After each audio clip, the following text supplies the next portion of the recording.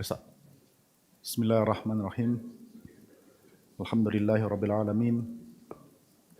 Wassalatu wassalamu ala Rasulillah wa ala alihi wa sahbihi wa man taba'a huda. Assalamualaikum warahmatullahi wabarakatuh.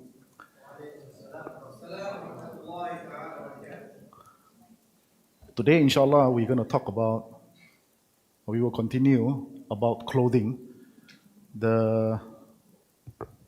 Sorry, I didn't teach last week, so the forbidden types of clothing, right? So we're supposed to continue from here.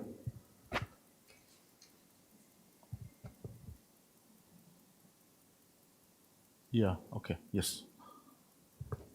It is prohibited to wear clothing which involves imitations of the dress traditionally worn by non-Muslims or clothing of religious significance. Okay, so yeah. Now we are talking about clothing. Even clothing, there are haram clothing. Oh, Islam so strict, Anna. Is it true? Is Islam so strict one? Clothing also got haram one. Yes, of course. There are some clothing very revealing. There are clothing, even after you wear, it's like you are still naked. Of course, this is prohibited, right? So yes, Islam even teaches us how to dress yourself properly. So if there's a way to dress yourself, there must be a haram way to dress yourself, right? So yes, we will go through some of the haram ways. It says here, involves imitations of dress traditionally. Yeah, so you imitate the religious clothing from the disbeliever. This is haram. This is haram. The Prophet ﷺ said, Man tashabbaha biqawmin fahuwa minhum. So whoever imitates a group of people, then he is from them. He is part of them. Oh, what does it mean? This one have to explain a little bit.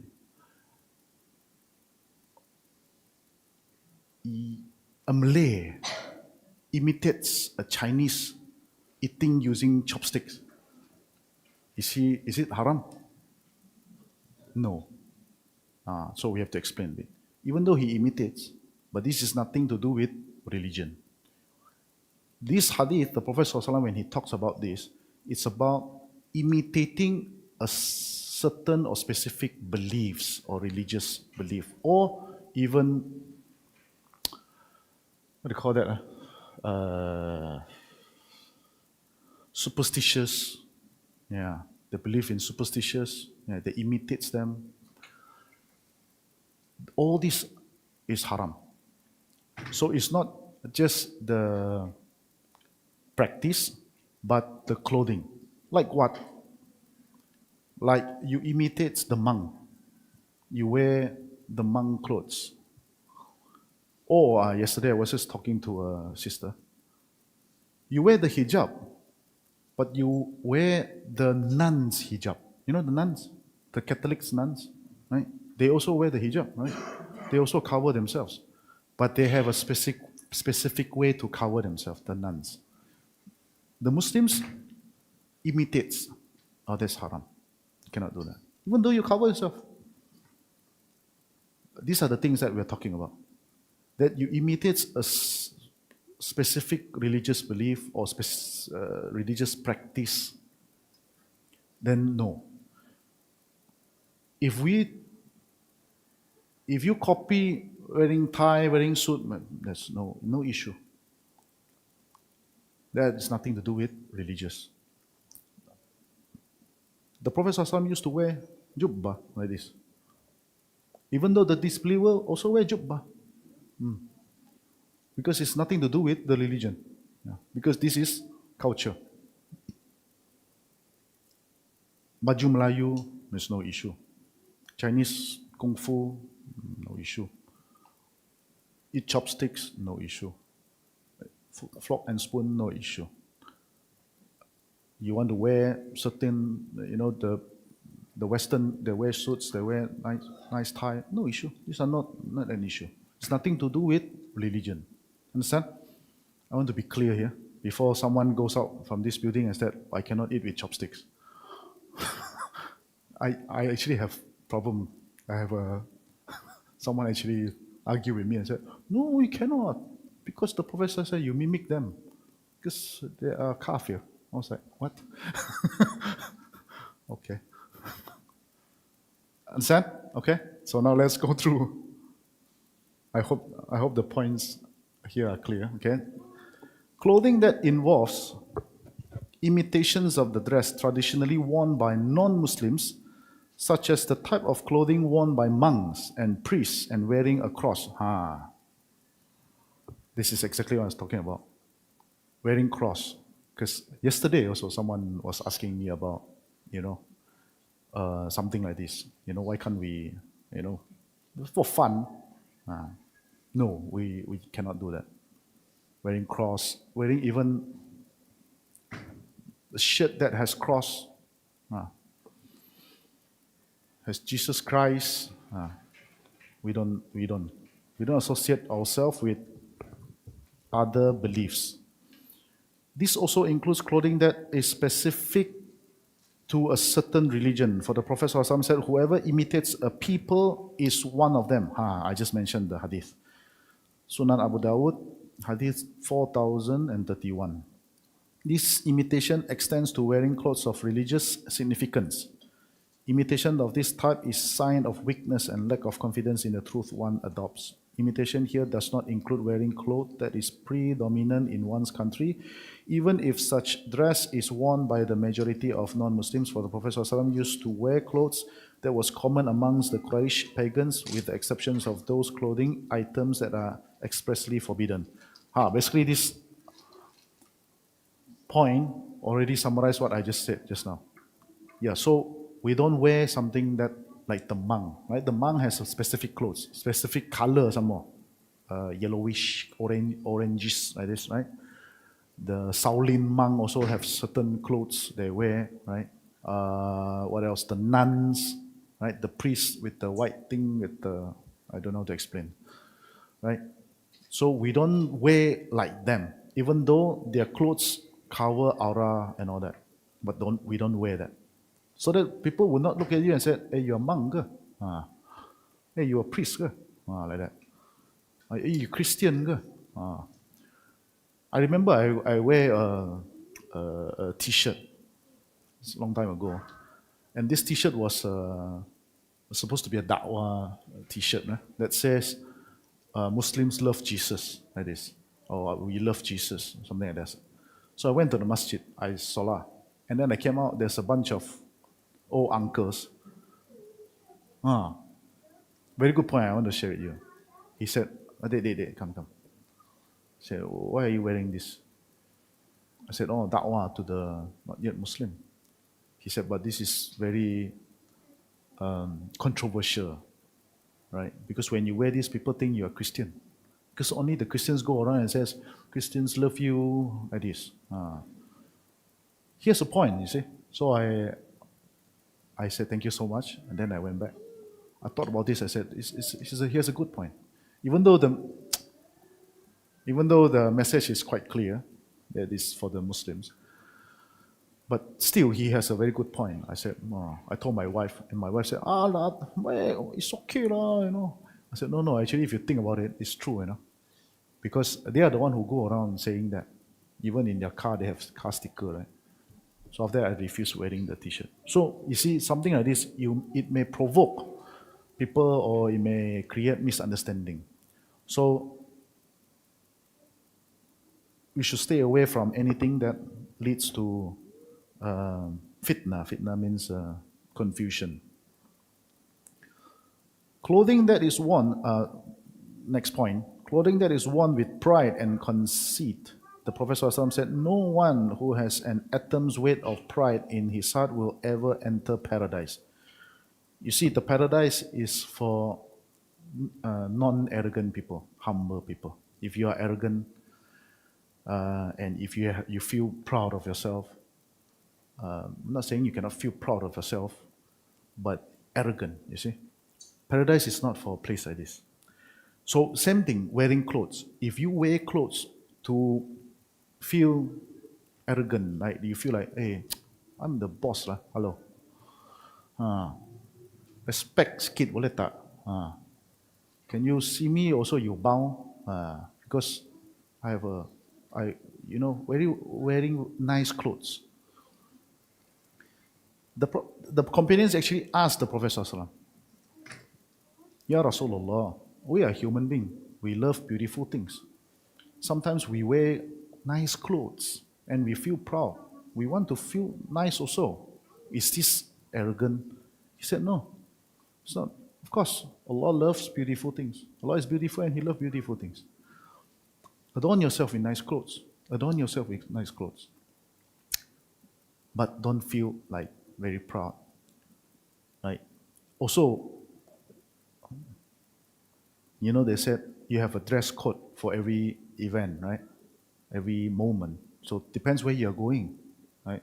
If you're visiting the poor people, don't wear so nice, right? Some people, they wear suit, type so nice, and then they go and visit poor people and then they give charity. What is this, right? Dress down, right? If you need to dress up, you dress up. You go for event, rich people event, don't dress very poor, correct or not? Don't dress your pajamas. Although nowadays pajama can be, LV pajama, Right? So dress appropriately, but don't feel arrogant, right? The Prophet ﷺ said, it is for this reason that Islam warns against trailing one's lower garments on the ground out of pride. The Prophet ﷺ said, on the day of resurrection, Allah will not even look at those who drag their garments on the ground out of pride. Yeah. Not sure if you notice or not, you see some of the Muslims here, they actually cut their pants. Malay they said, senteng sikit. So you feel like hanging like that. Because those days, even maybe today, there are people who like to have long pants or long garment drag on the ground to feel like, I have the means to do that. Feel proud. And when I started cutting my pants, one thing I want to share my experience. You really feel humble, I tell you. For once, people make fun of you. So you feel humble. Yeah, you feel humble. Yeah, when I go to work with my short pants, people make fun of me. Hey Adam, your house flooded yesterday. They ask me. Or they say, hey Adam, well, you grown 5 inches already or what? It's time to get some new pants. Yeah? They make fun of you. And that makes you feel humble, really. And again, you're doing this for what? If you're doing this to follow the sunnah of the Prophet ﷺ, you'll be rewarded, inshallah. Yeah, you don't care people make fun of you. And the funny thing is, people who don't do that, the Muslims especially, right, they don't do that. When they go to prayer, what do? When especially they take wudu? They fold their pants. The people who do that, they don't have to fold their pants. They just wudu, and then they just pray. But the Muslims who do not cut their pants, they fold their pants and then they take wudu, and they pray with folded pants when they pray. They said, this is more uglier, man. Folding. In fact, we have hadith to say, don't fold your clothes and fold your pants when you pray. The hukum is debatable. But yes, so the Prophet ﷺ said, don't drag your clothes. The princes, we see princes, the cartoon, drag their gown. Right? But this is applicable for the men only, dragging the gown. Islam also warned against wearing the so-called libasu shuhra, flamboyant, flashy clothing. In fact, this term refers to a number of things, including any type of weird clothing which has certain qualities that attract the attentions of the general public, making its wearer known for its notorious clothing due to its type of loud and repulsive color, any type of clothing that makes its wearer an object of pride and fame, attracting too much attention to himself. The Prophet ﷺ said, whoever wears clothes of shuhra in this world, Allah will make him wear clothes of humiliation on the day of judgment.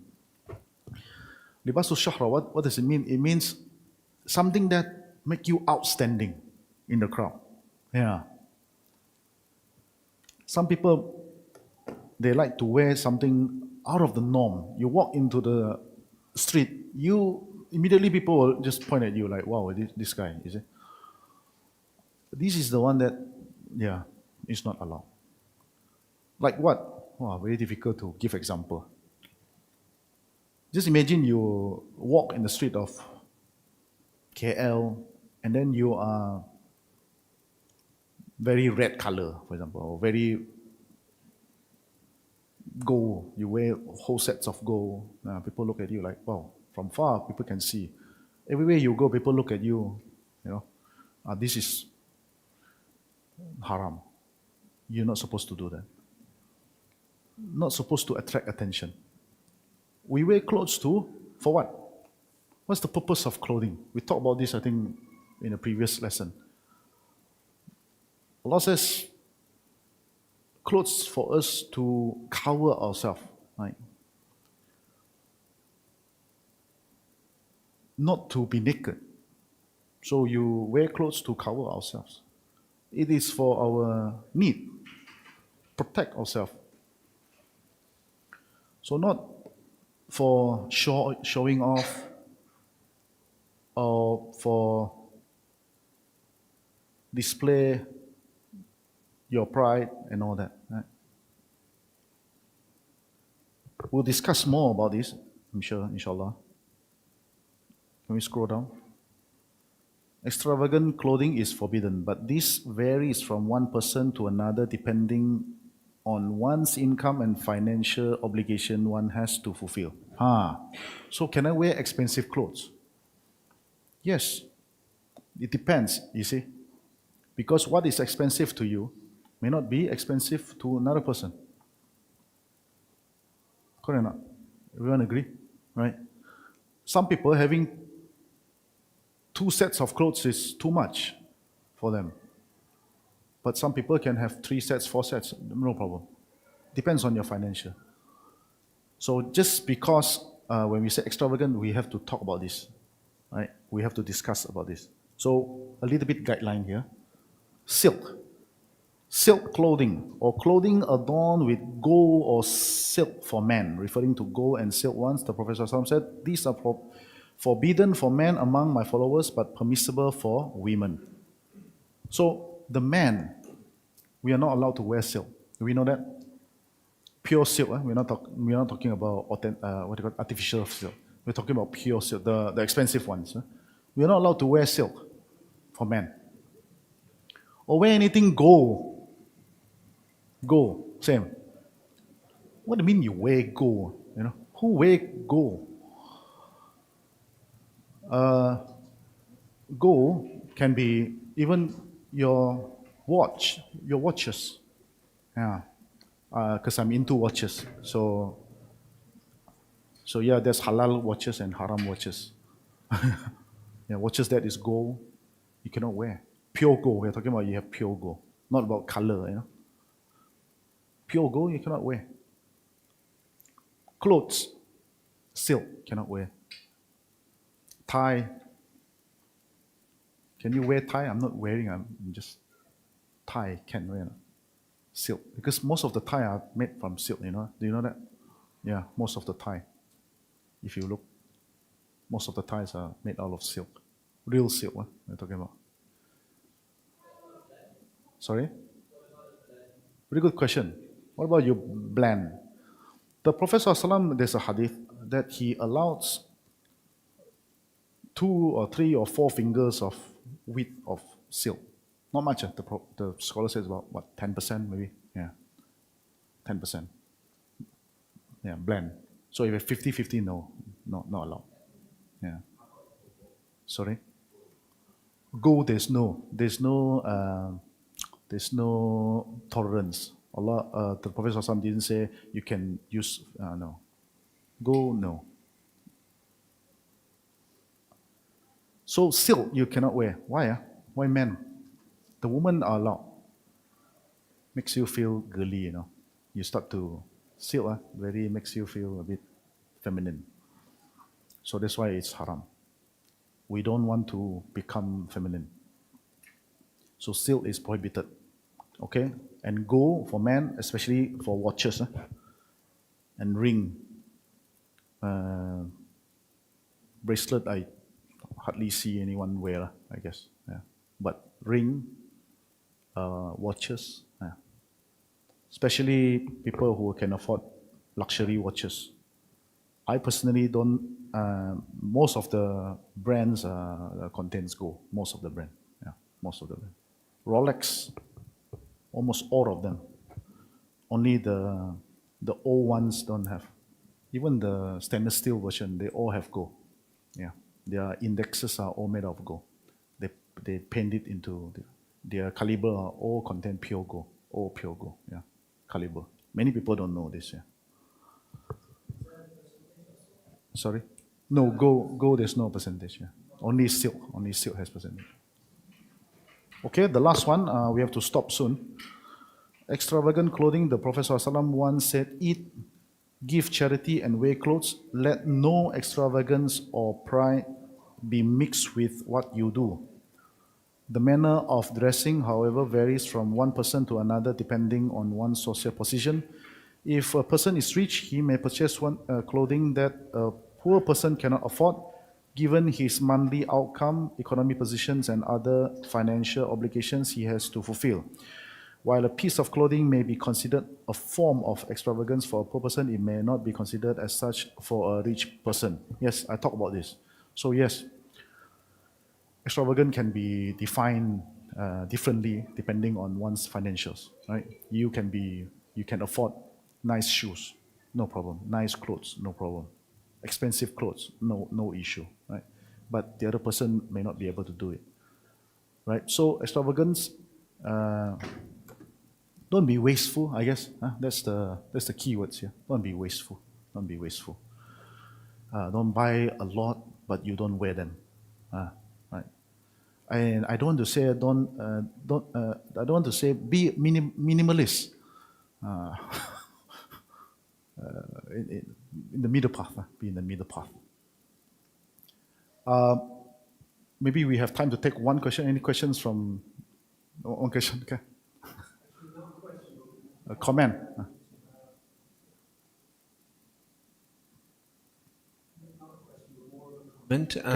Regarding the lowering of the garment. And I will confess, because at one point I used to follow the opinion that if it's done out of pride, that it's that's okay. Yeah. If it's so, I used to excuse myself. I used to say that I'm not being prideful until, and this is important. There are 3 authentic narrations from the Prophet sallallahu alaihi wasallam, and I have these. So I'm going to read them verbatim, because this is very important. Because a lot of people, like myself in the past, I used to say, I'm not doing it out of pride. You remember the hadith where the Prophet sallallahu alaihi wasallam, he excused Abu Bakr, because his izar would fall below his ankles, and he said, "That's okay. This is not done out of pride." Yep. And I used to excuse myself based on that as well, even though the Prophet didn't give me that exemption. Exactly. But so there is a narration here. It says, "Beware and be warned from lowering your garment below the ankles, for verily it is arrogance." Belongs to the hellfire as well. Yeah. So the lowering of the garments below the ankles itself is kibr, it's arrogance. And that hadith is very, very clear. There is another narration where the Prophet sallallahu alaihi wasallam was passing Abdullah ibn Umar, and he said, "Who is this?" And I said, "Abdullah." And he replied and he said, "If you are Abdullah, then lift your lower garment." He didn't mention kibr, he didn't mention niyyah. He said, if you are Abdullah, a slave of Allah, lift your lower garment. Yep. So this is hadith number 2. I can't remember hadith number 3, but there are 3, but that's 2 very, very clear hadiths. So no, hadith number 1 says that lowering of the garment itself is pride, and the second one shows us that if you truly are a slave of Allah subhanahu wa ta'ala, you should raise your garment above your ankle. The third one should be, the Prophet ﷺ said, the garments below the ankle belongs to the hellfire. Yeah. Yeah, correct. It's okay. We have to stop. So yes, yeah, it's tough for many people, but yes, I also cut my. Yeah, I am in the opinion that it is haram. Yeah. Yeah, people always tell me about the Abu Bakr story. I said, but that's his Abu Bakr. I'm not Abu Bakr. And Rasulullah. So. Oh, it's different. It's different. Okay. Brother has something he wants to say. Okay, we have to end in 2 minutes. Okay. Assalamu alaikum. Just concerned because I see a lot of my Muslim brothers wearing the shirt of the clubs, football clubs, or the national like England, Sweden. It has a cross actually on it. Okay. So Brazil, Barcelona. I say mention, just name it. A lot of clubs, a lot of international teams, and also sometimes, even though the worst is some of the clubs, the brand in front, like Carlsberg or something like something not ethnic. I mean, Islamically accepted. I'm just highlighting this so people be aware. Yeah. Thank you so much. Yes, brother, very good reminder. Yeah, people who wear, football club and the nationality, jersey. See, you never walk alone, right? So be careful. You have sponsors from the haram brand, right? You don't want to associate yourself with these kind of brands. Yeah, no, we have to stop already. So, Subhanallah. Okay, you want to say something or you want to ask question? It's an example like me here, right? When I do solat, when I flip my kana boleh? I just mentioned about it. Yeah, I missed that question, so sorry. Very good. So, boleh ke tidak? There's hadith that says don't fold your clothes and while you pray. But I've seen a lot in masjid. Yeah, because they never cut the pants. Not my pants lah. This is just bought yesterday. So what I'm saying here is it boleh ke tidak? Cut it. Okay. I will go after it. Okay, we have to stop. Sorry. Inshallah, I highly recommend you guys stay put because there's a reversion. Inshallah. So we have to stop now. Inshallah. Subhanakallah bihamdika. Asyhadu an la ilaha illa anta astaghfiruka wa atubu ilaik. Assalamualaikum warahmatullahi wabarakatuh.